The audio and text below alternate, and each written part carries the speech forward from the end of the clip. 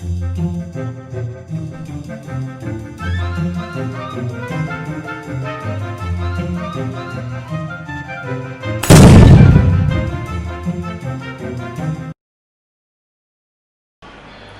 Students, आज हम 7th session शुरू कर रहे हैं आपकी माइक्रो इकोनॉमिक्स का। और आज हम नेक्स्ट चैप्टर भी शुरू कर रहे हैं। आज हमारी सेकेंड यूनिट शुरू हो जाती है माइक्रो इकोनॉमिक्स की, दैट इज़ कंज्यूमर इक्विलिब्रियम। पिछली यूनिट में हमने मेनली समझा इकोनॉमिक्स, इकोनॉमी, और वहाँ पर वो सब चीज़ें हमने करी। एक पीपीसी के टूल की हेल्प से हम किस तरीके से उन चीज़ों पर काम कर सकते हैं। आज का जो टॉपिक रहेगा वो है हमारा कंज्यूमर इक्विलिब्रियम, जो है नेक्स्ट यूनिट हमारी शुरू हो जाती है। देखिए, कंज्यूमर इक्विलिब्रियम जो हमारा वर्ड है, इसके अंदर हमारे दो वर्ड आते हैं। हम पहले इनको दोनों को अलग अलग तरीके से समझेंगे कि ये है क्या। देखिए, कंज्यूमर कौन है? Consumer is one who consumes. Consumer is one, और ये वन लिख रहे हैं ना, मैंने वन पर्सन नहीं लिखा, ठीक है ना। One, it may be an individual और it may be an institution. जहाँ तक बात होती है इलेक्ट्रिसिटी बिल पर नेम ऑफ कंज्यूमर लिखा रहता है जब बिल आता है। अब आपके घर में आ रहा है तो जिनके भी नाम से बिल का मीटर है उनका नाम आ रहा है, लेकिन आप सोच के देखिए, वही बिल अगर एक स्कूल में, इंस्टीट्यूट, एक फर्म में आ रहा है तो वहाँ पर उस कंपनी का नाम लिखा हुआ आ रहा है। तो कंज्यूमर कोई है, पर्सन भी हो सकता है और इंस्टीट्यूशन भी, इसलिए हमने इसको लिखा वन हु यूजेस, ठीक है। और कंज्यूम्स भी लिख सकते हो, और consumes. Utility of a commodity, utility of a commodity for its direct satisfaction, जो अपनी डायरेक्ट सेटिस्फैक्शन के लिए किसी भी गुड्स की यूटिलिटी को कंज्यूम करे, उसको हम क्या कह रहे हैं? कंज्यूमर। किसी यूनिट को कंज्यूम करना और किसी यूनिट की यूटिलिटी को कंज्यूम करना अलग अलग चीज़ें होनी चाहिए, समझ में आए अगर आए तो। यहाँ पर ये चीज़ें अलग हैं। हम किसी चीज़ को कंज्यूम नहीं करते, हम एक्चुअल में उसकी यूटिलिटी को कंज्यूम करते हैं। चीज़ों को कंज्यूम करना लाइक दैट हमने उसको पूरा ही थोड़ी ना खा लिया, सब चीज़ें ही थोड़ी ना करी जाती हैं। कुछ चीज़ों को हम क्या कर रहे हैं, सिर्फ उनकी यूटिलिटी को कंज्यूम कर रहे हैं। आपने अपने शूज़ लिए, उनसे आपको कोई यूटिलिटी मिली। आप कोई मॉल में, ठीक है, आप किसी थिएटर में मूवी देखने के लिए गए, आपने यूटिलिटी कंज्यूम करी, ठीक है। हम जितनी भी चीज़ें हैं, गोल्ड खरीदा, उसका क्या करते हैं, उसमें भी एक पोजेशन यूटिलिटी है। हम उसकी उपयोगिता को अपनी डायरेक्ट सेटिस्फेक्शन के लिए यूज़ कर रहे होते हैं। आज हमारा जो मेन टॉपिक है ना, हम कंज्यूमर इक्विलिब्रियम के बारे में बाद में बात करेंगे। हम मेनली यूटिलिटी की ही कंसेप्ट को पूरे तरीके से डिफाइन करेंगे, यही है। लेकिन पहले एक बार इन वर्ड से मतलब समझ लेते हैं। तो consumer is one who uses और consumes utility of a commodity for its direct satisfaction, अपनी डायरेक्ट सेटिस्फैक्शन के लिए यूज करता है। इक्विलिब्रियम किसको कहते हैं? ठीक है, आपने अगर एक तराजू देखा है, बैलेंस करता है, वहाँ पर जहाँ उसके दोनों सिरे बराबर हो जाते हैं, उस सिचुएशन को इक्विलिब्रियम कहते हैं कि दोनों चीज़ें, दोनों सिरे बराबर हो गए। It is a state of balance, state of balance और state of rest। जहाँ से आप इधर या उधर नहीं जाना चाहो उसको हमने कहा कंज्यूमर, ठीक है, कंज्यूमर का इक्विलिब्रियम। और अगर हम इसको ओवरऑल डिफाइन करें तो consumer equilibrium is that state of consumption, ये कंजम्पशन की एक स्टेट है, ठीक है। It is that state of consumption where consumer gets maximum satisfaction, सिर्फ सेटिस्फैक्शन नहीं, maximum satisfaction with given level of income and prices. ये हम आगे और डिटेल में करेंगे, लेकिन आज नहीं, आज हम सिर्फ करने वाले हैं यूटिलिटी के बारे में। सो कंज्यूमर इक्विलिब्रियम के बारे में तो अब आपकी ये सेकेंड यूनिट पूरी ही चलने वाली है, जिसमें हम बताएंगे कि कंज्यूमर का, आप याद करिए इकोनॉमिक्स हमने पढ़ी ही क्यों, कि 3 इकोनॉमिक एजेंट थे, कंज्यूमर, प्रोड्यूसर और government. With the help of economics, consumer want to learn how to maximise its satisfaction. With same economics, producer wants to learn how to maximize its profit and government wants to maximize its social welfare. So we are working on consumer maximum satisfaction level और consumer equilibrium। लेकिन उससे पहले हम कुछ और basic सी concept होते हैं, उन चीज़ों के बारे में बहुत डिटेल से पढ़ेंगे, उसके बाद हम कंज्यूमर इक्विलिब्रियम के बारे में जानेंगे। तो आज की जो मेन कंसेप्ट जिसके ऊपर हम काम करने वाले हैं वो है यूटिलिटी। सबसे पहले हम यूटिलिटी को डिफाइन कर लेते हैं। यूटिलिटी के बारे में ही हम सबसे पहले बात कर रहे हैं, तो यूटिलिटी को डिफाइन करें। आपने कोई भी चीज़ जो है उसको यूज़ किया अपनी ज़रूरत को पूरा करने के लिए। आप किसी खाने का एग्जांपल ले लीजिए, आप अपने लिए जो भी आपने शॉपिंग करी है, कपड़े जूते वगैरह, इनका एग्जांपल ले लीजिए। आपने अपने घर के लिए एलईडी लिया, उसका एग्जांपल, कार का एग्जांपल। आप सोच के देखिए कि आपने वो चीज़ क्यों खरीदी। वो चीज़ आपकी कोई ना कोई ज़रूरत को तो पूरा कर ही रही है, उसका वो आपकी ज़रूरत को पूरा करने का जो गुण है, जो क्वालिटी है, वही एक्चुअल में यूटिलिटी है, और उसी के लिए आप पे कर रहे होते हो। ठीक है, तो यूटिलिटी क्या है? Want satisfying power. बिल्कुल इजी सी डेफिनेशन बता रही हूँ, वांट सेटिस्फाइंग, ये हम मीनिंग लेते हैं इसका। Want satisfying power of a commodity. किसी भी वस्तु का वो गुण जो आपकी ज़रूरतों को पूरा कर सके, दैट इज कॉल्ड यूटिलिटी। वो ही यूटिलिटी है। इसको यूँ भी कह सकते हो, inherent capacity of a commodity to satisfy our needs और वांट्स। हमारी ज़रूरत को पूरा करने का जो किसी वस्तु का इनहेरेंट कैपेसिटी होती है, अंदरूनी ताकत होती है, क्षमता होती है, वही हमारी क्या होती है? यूटिलिटी। आप सोच के देखिए, मूवी देखने जाते हैं हम, आप पैसे देते हैं। मूवी देखने के लिए जो थिएटर में पैसा दिया आपने, वहाँ से आप क्या लेकर आ रहे हो? आप कोई वहाँ का फर्नीचर नहीं ला रहे, वहाँ से कुछ लेकर थोड़ी आ रहे हो आप उस तरीके से। लेकिन आपकी एक आवश्यकता है, कोई ना कोई तो आपकी वांट है जिसको वो सेटिस्फाई कर रहे हैं। आपके एंटरटेनमेंट रिलेटेड जो भी है वांट, उसको सेटिस्फाई कर रहा है, that's why you are paying money. So utility is just want satisfying power of a commodity. किसी भी वस्तु का वो गुण जो कि आपकी ज़रूरत को पूरा कर दे, वही उस चीज़ की यूटिलिटी होता है, उपयोगिता होता है। अब नेक्स्ट हमारी चीज़ आती है, यूटिलिटी के बाद यूटिलिटी की दो कंसेप्ट हैं। यूटिलिटी के बाद में दो कंसेप्ट हैं, प्रोफेसर मार्शल ने दी एक और एक दी, इसलिए इसको मार्शलियन अप्रोच भी बोल देते हैं, और एक प्रोफेसर हिक्स ने दी, हिक्सियन अप्रोच भी बोल देते हैं इसको। अब प्रोफेसर मार्शल ने जो अप्रोच दी उसका नाम है कार्डिनल अप्रोच।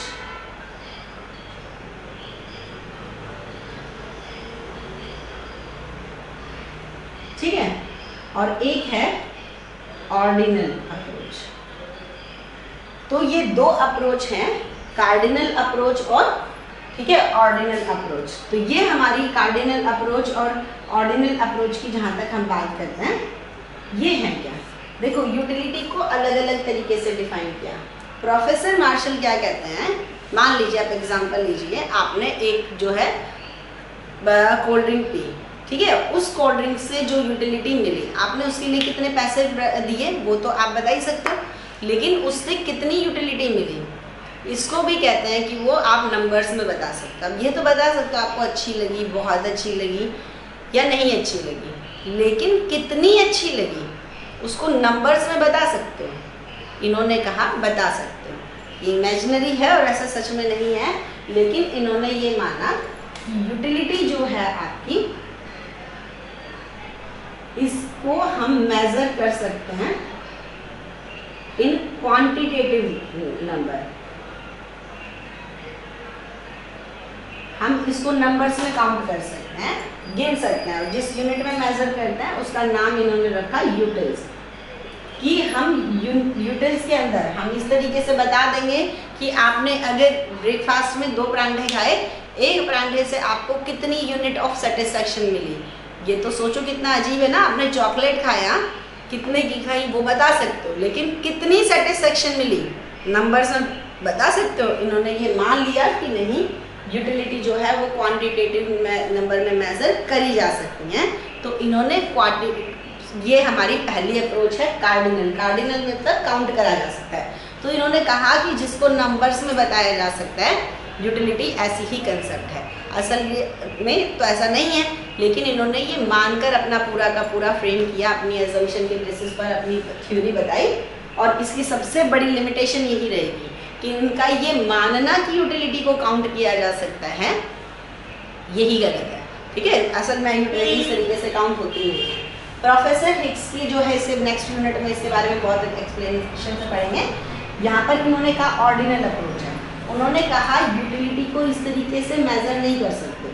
यूटिलिटी जो है आपकी मेजर नहीं हो सकती क्वांटिटेटिव में। इन्होंने कहा लेकिन यूटिलिटी को रैंक किया जा सकता है एज पर प्रेफरेंसेस।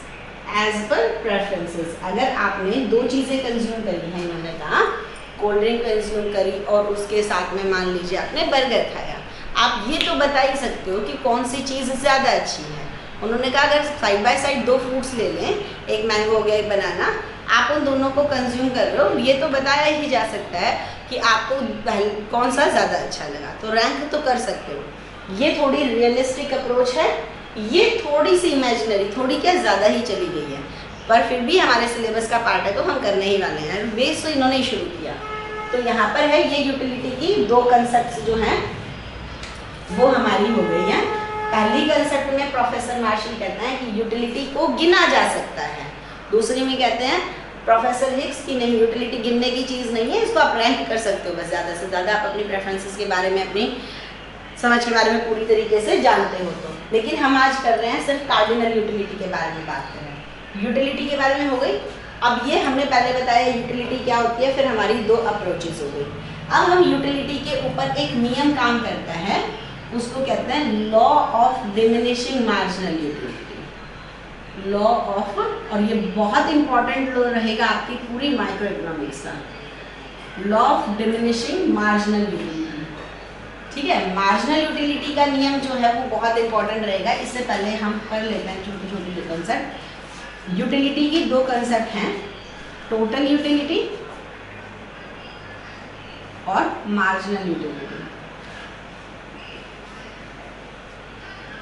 अब ये टोटल यूटिलिटी और मार्जिनल यूटिलिटी जो है ये क्या चीज़ है। आपने मान लीजिए 3 चॉकलेट्स कंज्यूम करी, अब उन तीनों चॉकलेट्स को खाने से आपको जो टोटल सेटिस्फेक्शन मिली उसी को हम कहते हैं टोटल यूटिलिटी। तो sum total of satisfaction derived from consumption of a given level of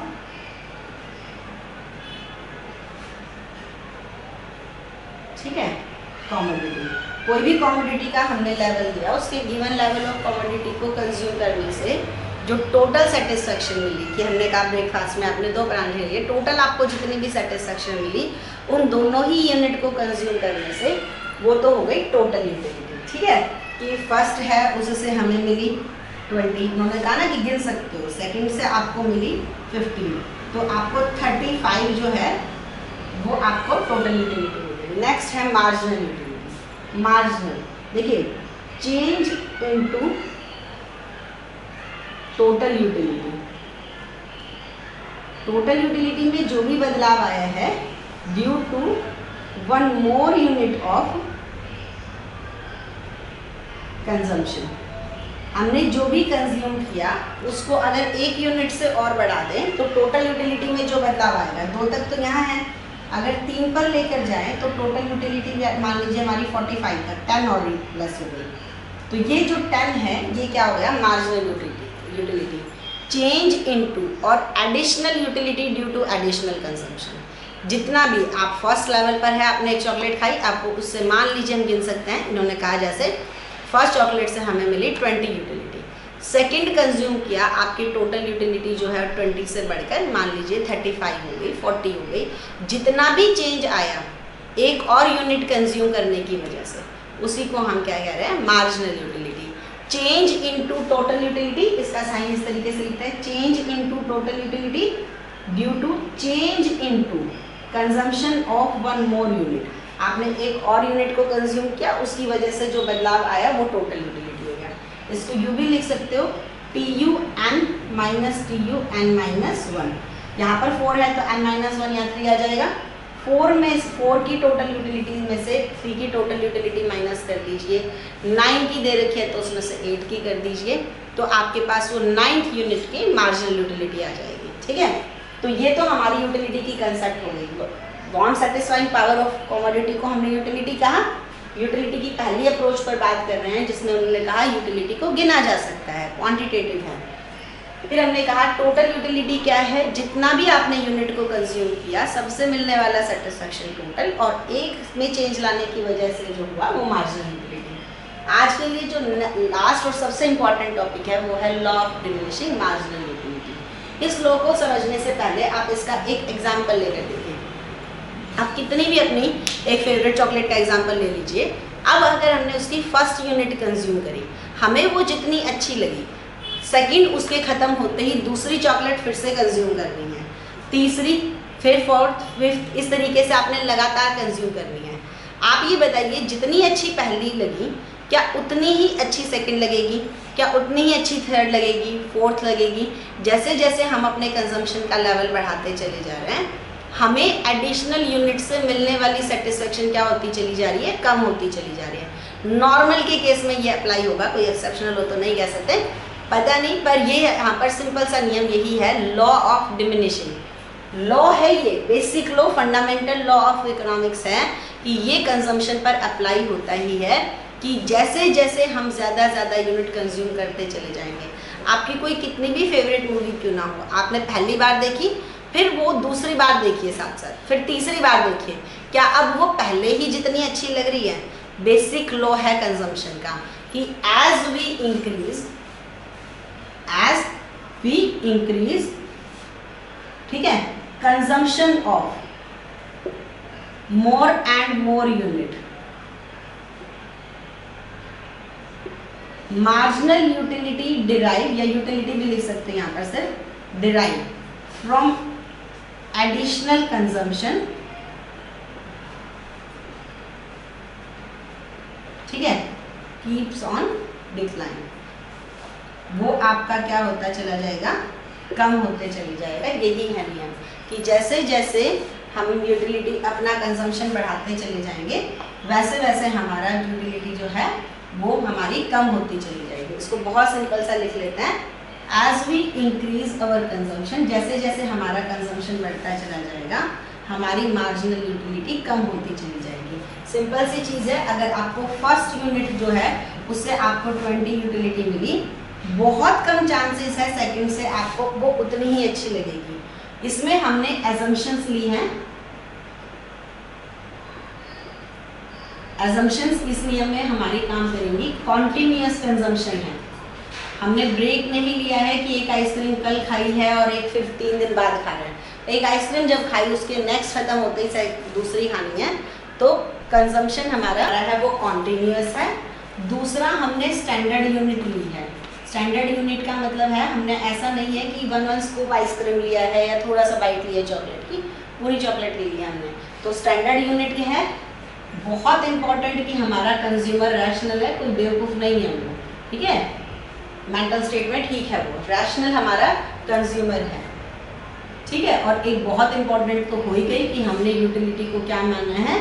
cardinal approach ली है कि गिना जा सकता है। तो ये तो हमारी एजम्पशन है। ये नियम एजम्पशन काम करे तो as we keep increasing our consumption, our marginal utility derive from each level of consumption will decline. जैसे जैसे हम अपना कंजम्पशन बढ़ाते चले जाते हैं, हमें हर चीज़ से मिलने वाली, हर एडिशनल यूनिट से मिलने वाली जो सेटिस्फेक्शन है वो कम होती चली जाएगी। ये हमारा law of diminishing. Marginal utility क्या है? डिमिनिशिंग है। कैसे डिमिनिश होगी? जैसे जैसे हम उसकी कंजम्पशन को बढ़ाते चले जाएंगे, उससे मिलने वाली यूटिलिटी कम नहीं बोला मैंने, मार्जिनल यूटिलिटी कम होती है, ठीक है। यूटिलिटी तो एक परांठा खाया, 2 की टोटल मिलकर ज़्यादा हो जाएगी। यूटिलिटी, अगर वर्ड सिर्फ यूटिलिटी आ रहा है तो इसका मतलब होता है टोटल यूटिलिटी। मार्जिनल के लिए वर्ड लिखना चाहिए। तो जैसे जैसे हम एडिशनल कंजम्पशन करते चले जा रहे हैं, हमारी marginal utility derive from each successive unit tends to decline, वो हमारी कम होती चली जाएगी। ये हमारी हो गई law of diminishing marginal utility. आज मेनली मैं इसको यहीं तक कर रही हूँ, कल हम इसको आप यहाँ तक पढ़कर देखिए। Law of diminishing marginal utility के आगे हम टेबल, डायग्राम सब बनाएंगे, लेकिन मैं आज चाह रही हूँ कि आप यूटिलिटी के बारे में ही सही तरीके से पढ़ो और लॉ को समझो। फिर हम इसको ग्रेजुअली जब टेबल डायग्राम के हेल्प से पढ़ेंगे तो ये हमें और अच्छी तरीके से समझ आएगा, ठीक है। आज के लिए इतना ही, थैंक यू।